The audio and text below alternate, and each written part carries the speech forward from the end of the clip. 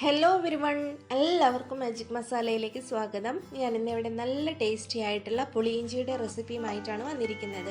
അപ്പോൾ നമുക്ക് റെസിപ്പിയിലോട്ട് കിടക്കാം. ഞാനിവിടെ 2 ഉണ്ട പുളി എടുത്ത് വെച്ചിട്ടുണ്ട്.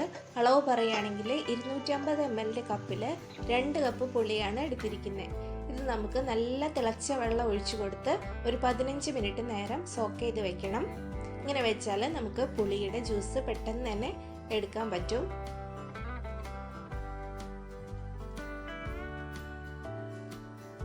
15 മിനിറ്റ് കഴിഞ്ഞിട്ടുണ്ട്. നമുക്കിതൊന്ന് പിഴിഞ്ഞ് ഇതിൻ്റെ ജ്യൂസ് എടുക്കാം.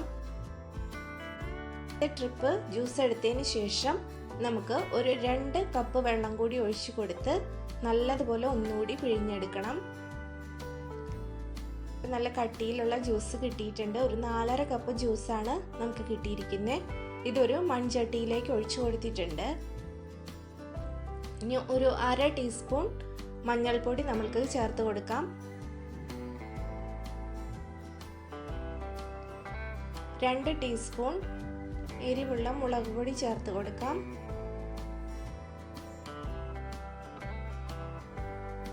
കട്ടയില്ലാതെ നല്ലതുപോലെ മിക്സ് ചെയ്ത് കൊടുക്കാം.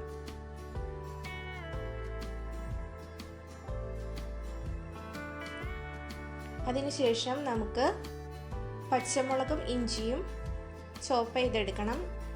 ഞാനിവിടെ 10 പച്ചമുളക് എടുത്തിട്ടുണ്ട്. 3 വലിയ കഷ്ണം ഇഞ്ചി എടുത്തു വെച്ചിട്ടുണ്ട്. ഇത് നൈസായിട്ട് അരിഞ്ഞെടുക്കാം, അല്ലെങ്കിൽ ചെറിയ കഷ്ണങ്ങളാക്കി മിക്സിയുടെ ചെറിയ ജാറിലേക്ക് ഇട്ടിട്ട് നമുക്ക് മിക്സിയുടെ വിപ്പ് ചെയ്യുന്ന ബട്ടണില്ലേ അത് വെച്ചിട്ടൊന്ന് ചോപ്പ് ചെയ്തെടുത്താലും മതി. ഞാൻ അങ്ങനെയാണ് ചെയ്യുന്നത്. എളുപ്പത്തിൽ തന്നെ നമുക്ക് ചോപ്പ് ചെയ്ത് കിട്ടും. വെള്ളമൊന്നും ഒഴിക്കാതെ നൈസായിട്ട് അരിഞ്ഞെടുത്ത പോലെ നമുക്ക് ഇഞ്ചിയും പച്ചമുളകും കിട്ടിയിട്ടുണ്ട്. ഒട്ടും അരിഞ്ഞു പോവാതെ ശ്രദ്ധിക്കണം. ഇതുപോലെയാണ് കിട്ടേണ്ടത്. ഇനി ഇതിൽ നിന്ന് 1 ടേബിൾ സ്പൂൺ ഞാൻ മാറ്റി വെക്കുന്നുണ്ട്. ബാക്കിയുള്ളത് നമുക്ക് പുളിയുടെ ജ്യൂസിലേക്ക് ചേർത്ത് കൊടുക്കാം.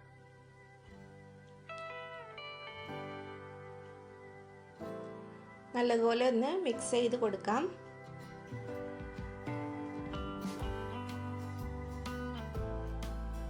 ഇനി കുറച്ച് കറിവേപ്പില കൂടി ചേർത്ത് കൊടുക്കുന്നുണ്ട്. ഇനി കല്ലുപ്പ് ചേർത്ത് കൊടുക്കാം. 1 ടേബിൾ സ്പൂൺ കല്ലുപ്പ് ചേർത്ത് കൊടുത്തിട്ടുണ്ട്. അതിനുശേഷം ഫ്ലെയിം ഓൺ ചെയ്ത് ഹൈ ഫ്ലെയിമിലാണ് ഇട്ടിരിക്കുന്നത്. ഒരു 10 മിനിറ്റ് നല്ലതുപോലെ തിളപ്പിച്ചെടുക്കണം. പുളിയൊന്ന് നന്നായി കുക്കായി കിട്ടണം. 10 മിനിറ്റിന് ശേഷം നമുക്ക് ഇതിലേക്ക് ശർക്കര ചേർത്ത് കൊടുക്കണം. ഞാൻ ഈ സൈസിലുള്ള ശർക്കര 7 പീസാണ് ചേർത്ത് കൊടുക്കുന്നത്.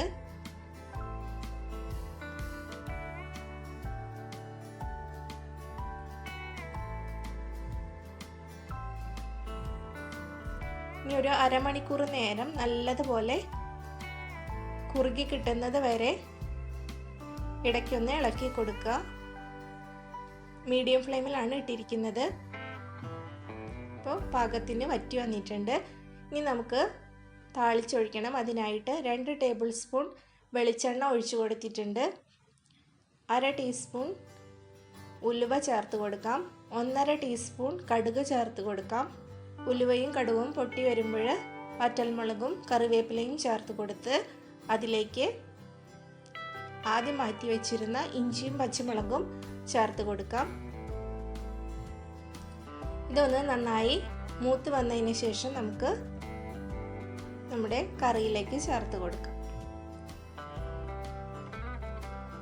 മൂത്ത് വന്നിട്ടുണ്ട്. നമുക്ക് ചേർത്ത് കൊടുക്കാം.